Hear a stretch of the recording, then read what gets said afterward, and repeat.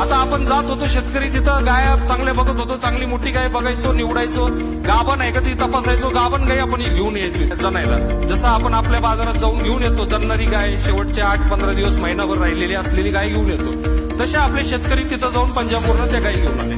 आता मुळात ती गायी गाभण असल्यामुळं स्ट्रेस मध्ये असते, तिच्या शरीरावर प्रचंड स्ट्रेस त्यामध्ये असतो.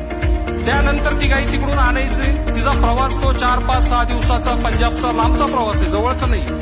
तो प्रवास करून ती गायी इथं येते, ती त्यामध्ये परत डबल स्ट्रेस मध्ये त्या प्रवासामुळे जाते. इथं आल्यानंतर ती गायी जनते, ती जाणल्यावर परत तिप्पट स्ट्रेस तिच्या शरीरावर त्या ठिकाणी पडतो. आणि मग असं झाल्यावर जार पडत नाही, जार अडकला, गायीला किटोसिस झाला, गायीला ताप आला, असे प्रकार या ठिकाणी झाले.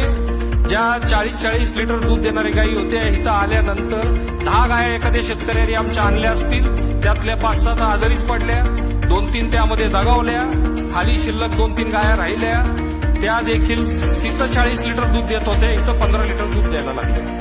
ही सत्य परिस्थिती जी आहे ते तुम्हाला सांगतोय. अनेक शेतकरी इथं तुम्हाला अनुभव असेल, मी सांगण्यापेक्षा तुम्ही ते अनुभवलेला असणार आहे काही शेतकऱ्यांनी.